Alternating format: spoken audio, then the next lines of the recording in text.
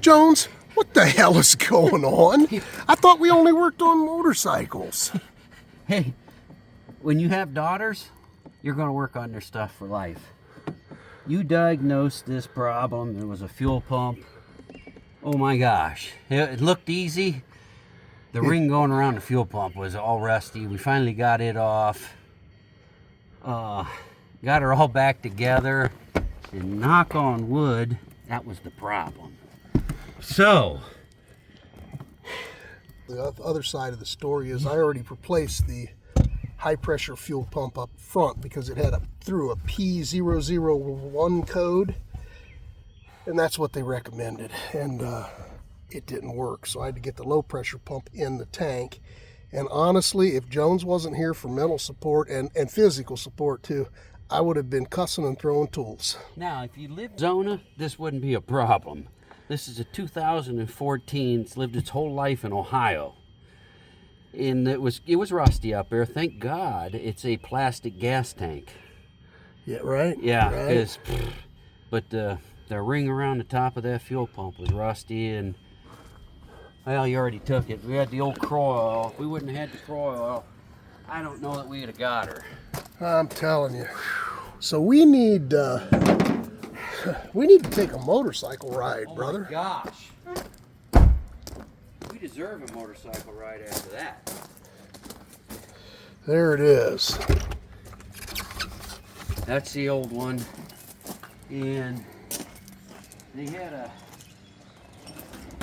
this was the new gasket that went up under there like so.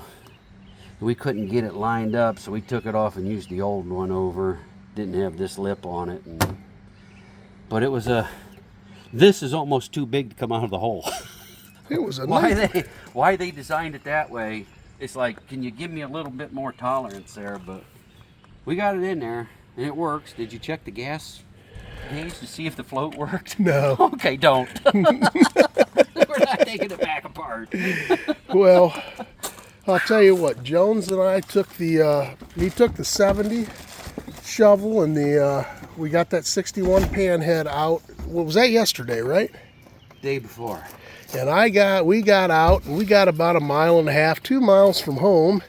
And I'm getting used to rolling with a mouse trap. And when you let it off, once that spring pressure lets loose, it kind of takes off, and I stalled it.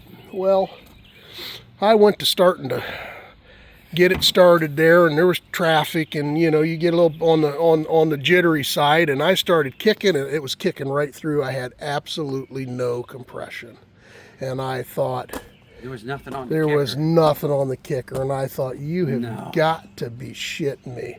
I'm gonna have to tear this thing apart once we trailer it back home. Once we get back home, and thank gosh I was just bumble button and ended up, I started looking, and I was kicking it with the clutch in. It was in neutral and my clutch was in, and of course with the clutch in, you're not going to engage the motor, and that was all self-inflicted too. So we got it started up and we had a good ride. So anyhow, we'll get another ride come.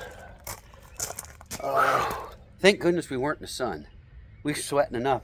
Us two in that car, that ain't meant for two people. No. You or me in the trunk alone, one in the trunk and one in the back seat. It's too much. Too much. Too much. We might have to replace the right rear strut. Oh, man. But it's done and it works. I'm so glad you were here, man.